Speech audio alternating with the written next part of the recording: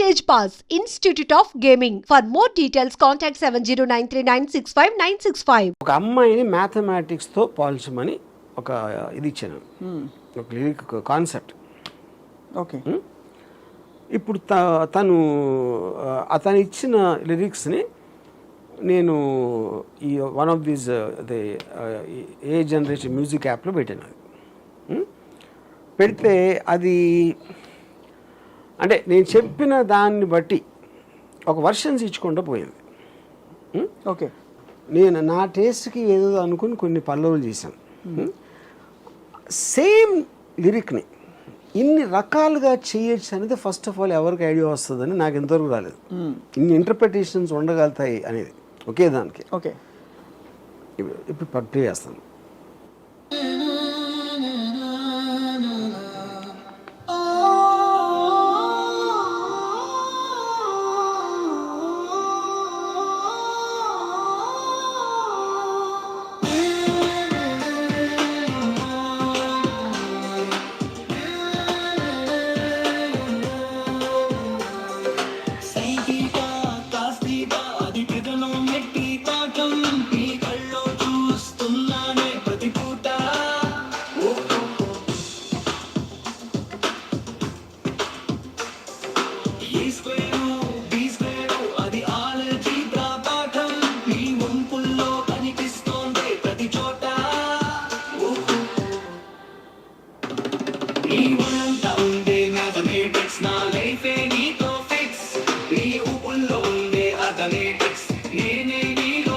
ఇదొకటి.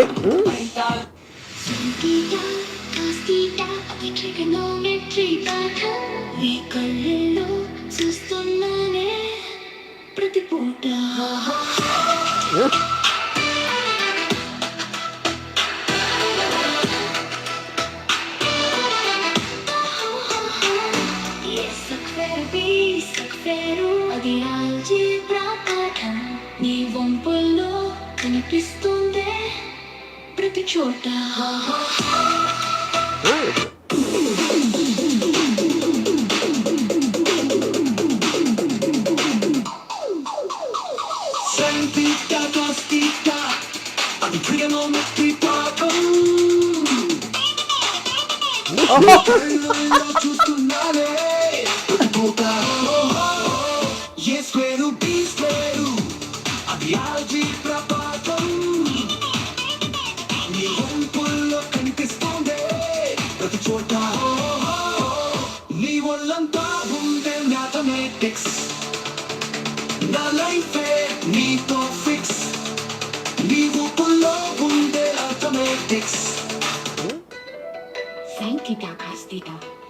అది ట్రిగనోమెట్రీ పాఠం, నీ కళ్ళల్లో చూస్తున్నానే ప్రతి పూట.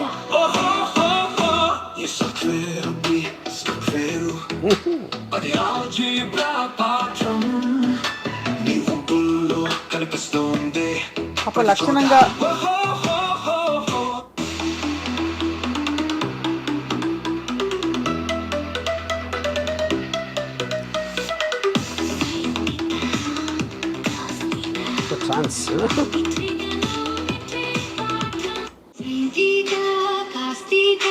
ట్రిగనోమెట్రీ పాఠం, నీ కళ్ళల్లో చూస్తున్నానే ప్రతి పూట.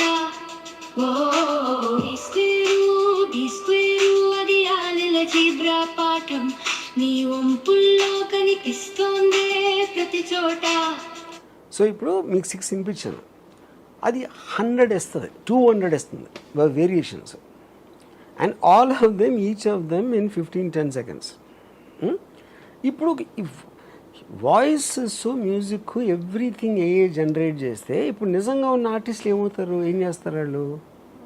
తప్పకుండా అదే అంటే 10-15 సెకండ్లలో ఈ క్వాలిటీ, అంటే ఒక ట్రాక్ ప్రొడ్యూస్ చేయడానికి మినిమం ముందు అసలు వాళ్ళ కళాత్మకత, వాళ్ళ క్రియేటివిటీ అన్ని వచ్చేసరికి మినిమం 4 hours, 2 గంటలనే పడుతుంది.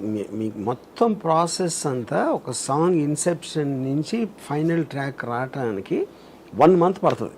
15 days to 1 month will be the time taken generally. కానీ సో ఇప్పుడు ఏమంటారు మీరు, అరే కదా ఏదేదో ఇచ్చారు, ఏదేదో కాదు, ఏదేదో ఇస్తాను కరెక్టే. ఇప్పుడు నేను ఉదాహరణకి నేను ఒకటి అనుకున్నా ఇది బాగుందని వచ్చిన ఇన్ని వర్షన్స్లో నేను ఒక 10 మందికి వినిపిస్తే ఎవరెవరికి వేరే వేరే తెచ్చింది. ఎందుకంటే టేస్ట్ అందరిది ఒకటే ఉండదు కదా.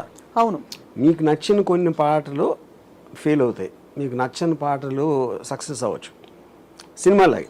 అది that is all the time అవుతుంది. ఆర్ట్లో కూడా మీరు ఆర్ట్ గ్యాలరీకి వెళ్తే అందరికీ ఒకే పెయింటింగ్ నచ్చదు కదా. అవును, వేరే రోజులకి వేరేదే నచ్చుతాయి.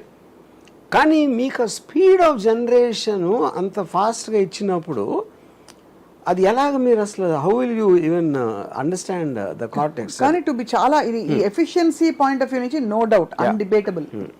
కానీ ఫ్రాంక్లీ స్పీకింగ్ ఒక ఇళయరాజా గారి వెస్టర్న్ సింఫనీ ఆర్కెస్ట్రాస్ అన్నీ వచ్చి తెలుగు పాటల్లో తమిళ పాటల్లో ఇముడుతాయని ఆయన ముందు ఎవరూ అనుకోలేదు, ఊహించుకోలేదు. అలాగా ఇప్పుడు ఈ కొత్త ఛాలెంజ్ వచ్చినప్పుడు ఏఐ ఇంత ఫాస్ట్గా ఇంత బాగా ఫట్ ఫట్ ఫట్ చేసేస్తుంది అన్నప్పుడు మేబీ ఎవరు కనీ విని ఎరగని ఒక సంగీతం కొత్తగా పుట్టుకొస్తుందన్న పాసిబిలిటీ లేదంటే అదే అంటున్నాను. ఆ పాసిబిలిటీ ఉట్టి మీకు ఇదే చేస్తుంది, మనీష్ చేయలేడు అంటలేదు. ఇప్పుడు ఇది కూడా ఒక మ్యూజిక్ డైరెక్టర్, ఇది కూడా మ్యూజిక్ డైరెక్టర్ అంటే ఇది ఒక హైబ్రిడ్ మోడల్లో ఉంది. హైబ్రిడ్ కాదు, అది మీరు అడిగిన దాన్ని బట్టి కదా. మీరు ఇండియన్ ఫోక్లో ఏమంటారా ఇది ఏమంటారా దానికి ఒక 500 స్టైల్స్, అది కూడా నాకు తెలియదు. 500 టైప్స్ ఆఫ్ మ్యూజిక్ ఉందని నాకు తెలియదు ఇంతవరకు ఏ వచ్చేవరకు. కానీ అప్పుడు మీరు ఇచ్చిన ప్రాంప్ట్ బట్టి చేస్తుంది, అది చేయట్లా. అవును, సపోజ్ మీరు ఇళయరాజా గారు లాంటి పాట కావాలంటే ఇస్తుందా, రాజా సార్ లాంటి పాట? I don't know if you can mention names, ఎందుకంటే that might come under copyright infringement. Sure about అది ఇప్పుడు. కానీ ద పాయింట్ ఏంటంటే ఇది మ్యూజిక్ డైరెక్టర్ ఎలా ఆలోచిస్తారో అలా ఆలోచిస్తుంది. అవును, ఇప్పుడు ఇళయరాజా టైప్లో కావాలి అంటే ఇళయరాజా టైప్ ఏదో స్టైల్ ఉంటుంది కదా, దానికి ఏదో ఇండియన్ ఫోకో లేకపోతే ఏదో what ever Ilaiyaraaja uses, western classical అలాంటివి వాడతారు కానీ ఆయన. అప్పుడు మీరు ఇళయరాజా అనుకుండా వెస్టర్న్ క్లాసికల్ అని ఉన్నది. ఇళయరాజా అనేది మీకు నచ్చిన పాటలు మీ మెమరీలో ఉన్నప్పుడు వచ్చిన లేబుల్, అది that is not a musical language. అవును, అంటే ఇళయరాజా గారు కూడా చాలా టైప్స్ చేశారు కదా, ఒకే సైడ్ టైప్లో ఏం చేయలేదు.